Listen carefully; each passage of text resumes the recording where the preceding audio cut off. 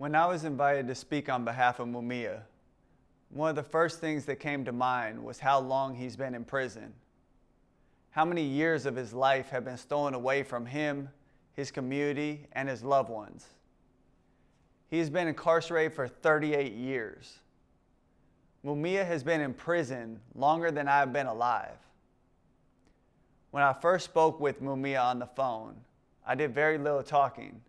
I just listened. Hearing him speak was a reminder of why we must continue to fight. Earlier this year, the United Nations Human Rights Office of the High Commissioner issued a statement noting that prolonged solitary confinement, the precise type often used in the United States, amounts to psychological torture. Mumia Abu-Jamal has spent roughly 30 out of his 38 years in solitary confinement. In his book, Live from Death Row, Mumia wrote that prison is a second-by-second assault on the soul, a day-to-day degradation of the self, an oppressive steel and brick umbrella that transforms seconds into hours and hours into days. He has had to endure this second-by-second assault on his soul for 38 years.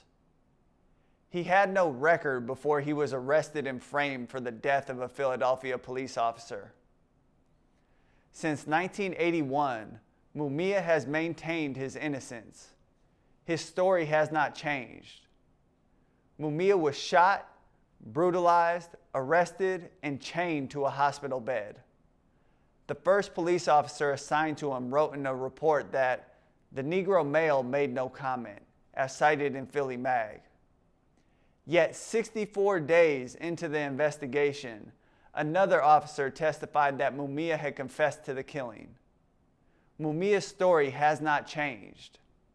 But we are talking about the same Philadelphia Police Department whose behavior shocks the conscious, according to a 1979 DOJ report.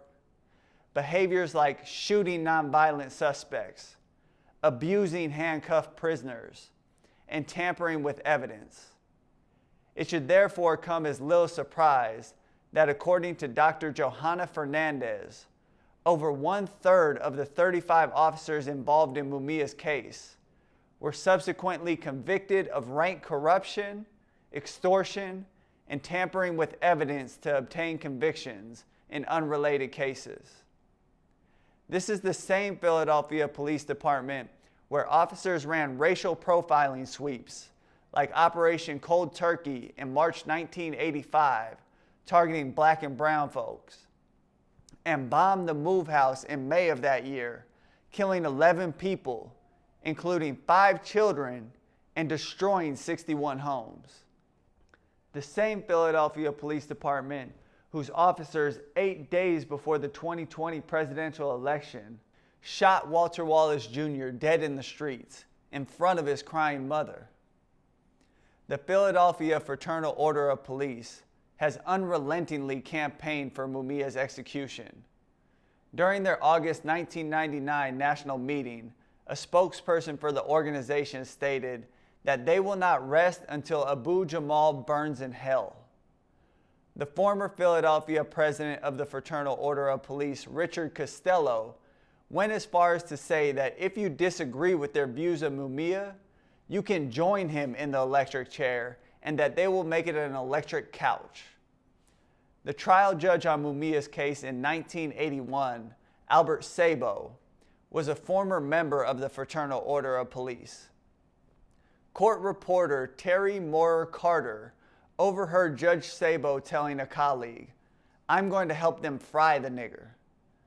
Found in December 2018 in an inaccessible storage room of the DA's office, 6 boxes of documents from Mumia's case reveal previously undisclosed and highly significant evidence showing that Mumia's trial was tainted by a failure to disclose material evidence in violation of the United States and Pennsylvania constitutions.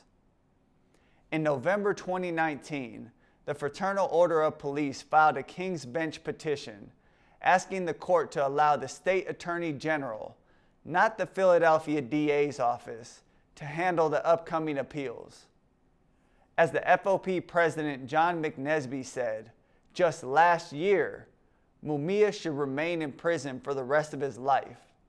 And a King's Bench order provides the legal angle for the Commonwealth of Pennsylvania to uphold Judge Sabo's original wish, which was for Mumia ultimately to die in prison. Today we are living through a moment where it's acceptable to paint "End Racism Now" in front of the Philadelphia Police Department's 26th District headquarters. And yet a political prisoner who has since the age of 14 dedicated his life to fighting against racism continues to be caged and lives his life on a slow death row. We're in the midst of a movement that says Black Lives Matter. And if that's truly the case, then it means that Mumia's life and legacy must matter. And the causes that he sacrificed his life and freedom for must matter as well. Through all of the torture Mumia has suffered over the past 38 years, his principles have never wavered. These principles have manifested themselves in his writing countless books while incarcerated, in his successful radio show, in the time and energy he has poured into his mentorship of younger incarcerated folks, and the continued concern with the people suffering outside of the walls. Even while living in the hells of the prison system, Mumia still fights for our human rights. We must continue to fight for him and his human rights. Mumia is 66 years old. He is a grandfather. He is an elder with ailments. He is a human being that deserves to be free. Free Mumia.